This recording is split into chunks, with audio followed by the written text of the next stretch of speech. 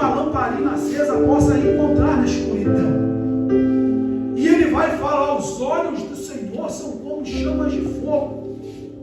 Porque se fosse nos dias de hoje, se um escritor pudesse escrever e ele pudesse analisar e começar a colocar uma comparação de como é a visão de Deus, ele falou: rapaz, é como aquele farol que fica no mar para orientar os barcos. Aonde os olhos do Senhor passam, nada fica escondido.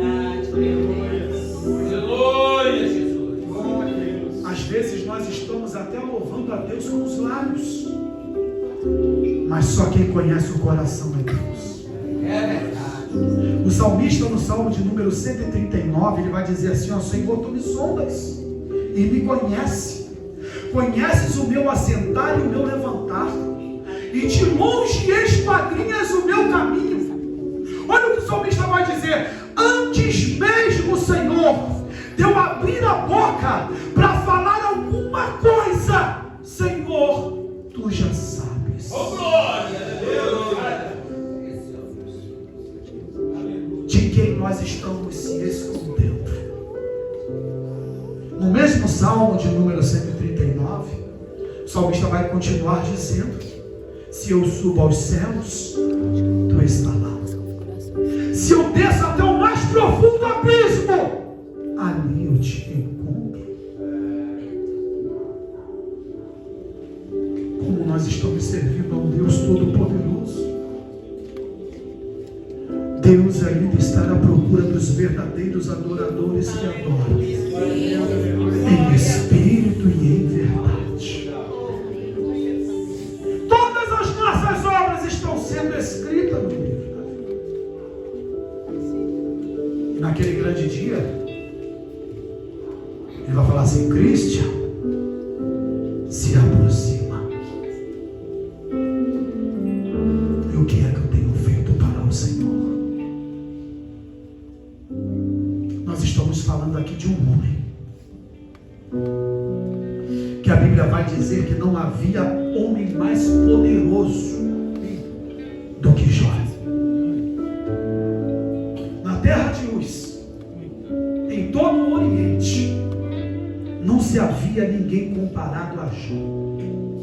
7.000 ovelhas, 3.000 camelos. Eu ouvi uma vez um certo pregador, ele fez uma conta de quanto era um camelo. Acho que até o Antônio estava nessa época, né? Eu não lembro de quantas Hilux estava para comprar um camelo, eu não me lembro. Mas era um camelo hoje, nos dias de hoje, estava para comprar não sei quantas Hilux. E o cara tinha 3.000 camelos, 500 juntas de boi, 500 juntas de jumento. Inúmeros eram os homens que davam ao seu serviço. Jó, quando ele chegava, eu imagino Jó chegando a um determinado local, poderia ter gente com posição hierárquica muito grande, homens de posição na sociedade. Mas quando Jó chegava, Jó ameaçava abrir a boca, todo mundo se calava para ouvir a sabedoria de Jó.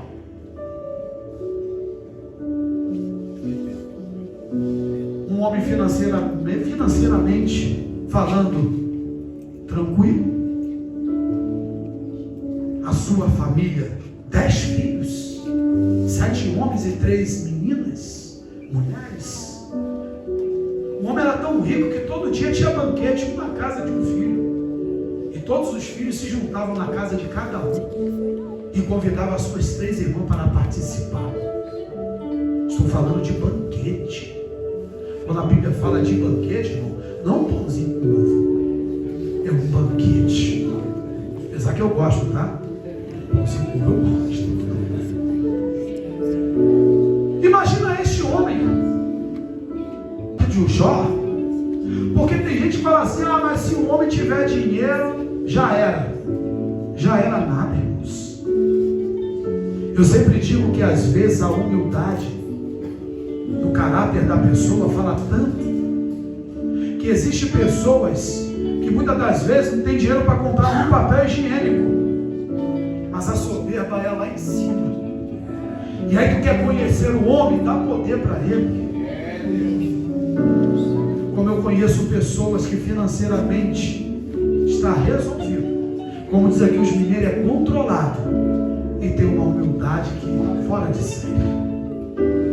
E a gente pode ver esse homem íntegro, humilde, reto e temente a Deus na pessoa de Jó.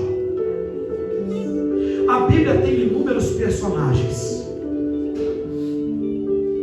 A Bíblia é um manual, irmãos, para que todo cristão possa ler e aprender o que é viver bem.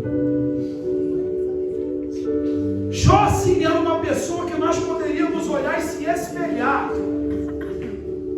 porque aqui é a única vez que eu vejo Deus dando testemunho para Satanás, dizendo: observaste o meu servo Jó?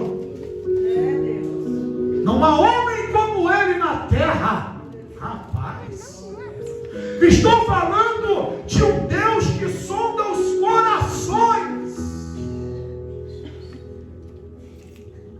É forte. Eu vi o Wagner aqui dando testemunho, dizendo: rapaz, na minha época de escola eu não era, né, Wagner? Eu não estava na classe, essas coisas. Ele testemunhou. Ali era ele e Deus.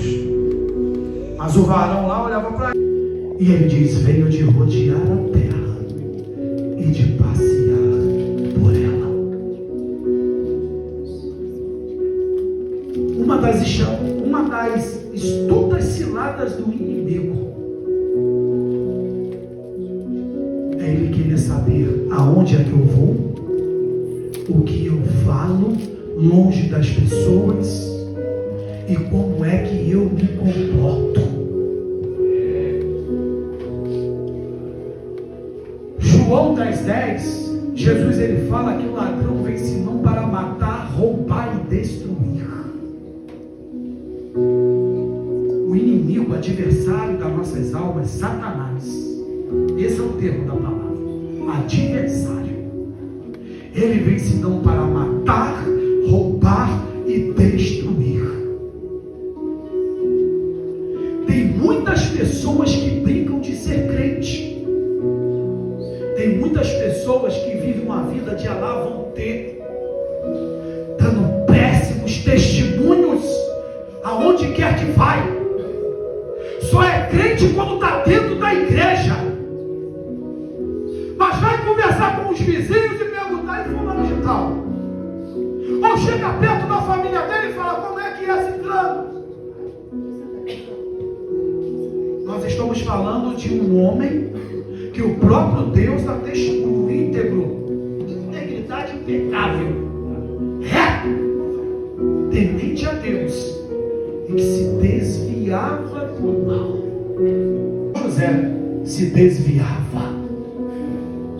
Opa, o dinheiro está dando sopa, Jó, está dando sopa? Deixa eu vir para cá, porque eu sei que a carne é fraca.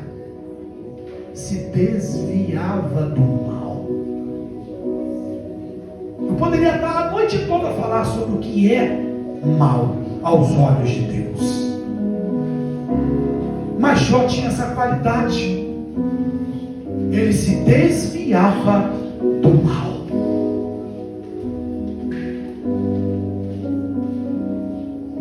Será que se Deus hoje olhar na terra, Ele ainda encontra alguém com as qualidades de Jó? Lembra que Jesus falou para aquela samaritana que os verdadeiros adoradores adoram o Pai em espírito e em verdade. Glória a Deus, aleluia. Glória a Deus. Satanás chega para Deus e fala: Senhor, mas claro, é claro que Jó, ele vai viver na tua presença, vai te adorar, vai ser íntegro, reto, vai se desviar do mal. O Senhor o abençoa. Aonde Jó coloca a mão, o Senhor faz prosperar. Olha lá o gado dele crescendo em quantidade.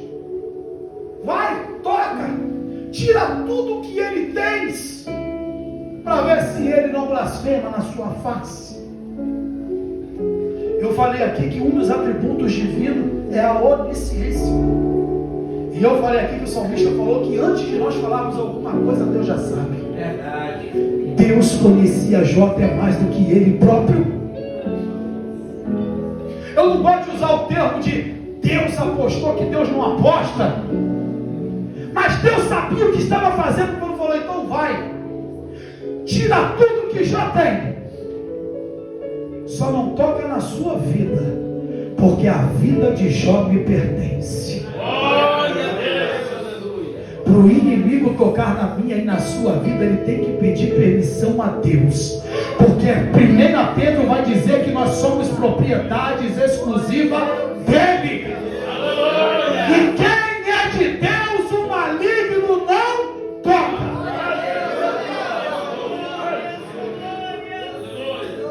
Deus, ele queria dar uma lição para Satanás. E a história de Jó, até hoje, nos ensina muitas coisas. É verdade. Eu imagino Deus permitindo aquela situação para que hoje eu e você nós pudéssemos aqui estar falando desse personagem. Aleluia, Jesus. Sabe por quê, irmãos? Deus permitiu que Satanás chegasse na vida de Jó e tirasse tudo o que ele tinha. Como de costume, os filhos estavam na casa do primogênito. Os seus irmãos e as irmãs estavam lá, se banqueteando. E o mais tremendo de tudo, que eu não posso deixar passar isso, é que o Jó, com todo esse poder aquisitivo que ele tinha, Jó ele se preocupava se os seus filhos estavam andando no caminho de Deus ou não. Verdade. Que exemplo de pai. Jó, o que ele fazia? Preparava o holocausto segundo o número de cada um dos seus filhos e sacrificava ao Senhor. Ele era um sacerdote do lar. Ele tinha a preocupação se os seus filhos estavam fazendo coisas que Deus se agradava ou não, ao ponto dele dizer, vai que um deles venha blasfemar o nome do Senhor na hora da bebida ou da comilança. Pais, você tem cuidado dos seus filhos? Você tem se preocupado com o que o seu filho está vendo? Eu tenho 2 e eles estão aqui, ó. Dou uma passada no quarto deles, o que eles estão vendo no YouTube, o que eles estão vendo no celular. Pedrão, como já tem 16, ô Pedro, olha lá, rapaz, o que você está vendo? O que você está acessando?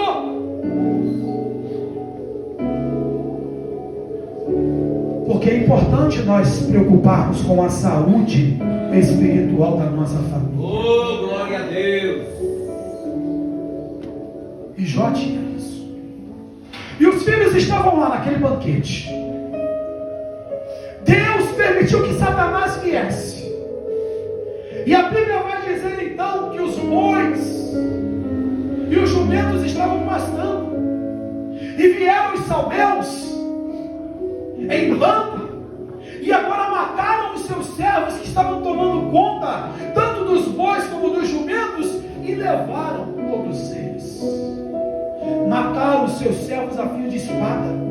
Só sobreviveu um. Olha a estratégia do inimigo. Só sobreviveu um para chegar até a Jó, e Jó estava lá tranquilo. E veio um homem desesperado correndo e dizendo, meu Senhor, aconteceu um desastre. E ele, o que foi? Estávamos nós, os teus servos, cuidando dos bois e também das jumentas que estavam pastando junto. E de repente os salmeus vieram, mataram os teus servos a fio de espada, levaram os bois, levaram os jumentos. Só eu sobrevivi para te contar esta nova, para te contar esta notícia. Enquanto aquele estava falando, veio um outro e falou, meu Senhor, fogo do céu caiu, queimou todas as ovelhas, 7.000 ovelhas se queimaram, e queimaram também os seus servos que estavam apacentando elas. Somente eu sobrevivi para te contar esta notícia. Enquanto que ele estava falando, outro chegou também desesperado, dizendo: meu Senhor, tu não vai acreditar. Os caldeus em 3 bandos vieram, mataram os teus servos a fio de espadas e levaram todos os camelos. Somente eu sobrevivi para te contar esta notícia. Imagina como Jó estava administrando aquela situação. Até pouco tempo tinha tudo, e agora cada um dos seus servos, apenas um, vinha para contar a péssima notícia para ele. Como se não bastasse essa calamidade, a Bíblia vai dizer então que o último servo vem, mas o semblante já não era mais um semblante normal. Aquele servo estava desesperado, porque a maior riqueza que Jó tinha, que eram os seus filhos, todos eles tinham morrido. E ele vem afegante, dizendo: meu Senhor, para todo mundo, para. Uma tragédia aconteceu. Estavam todos os seus filhos na casa do primogênito. Eles estavam se banqueteando, se alegrando. E veio um terrível vento do oriente, do deserto. Bateu nos 4 cantos da casa, e a casa desmoronou sobre a vida de todos eles. Todos os servos, todos os seus filhos que estavam na casa morreram. Somente eu sobrevivi para te contar esta notícia. Aleluia. Deus. A Bíblia diz então que Jó rasga suas vestes.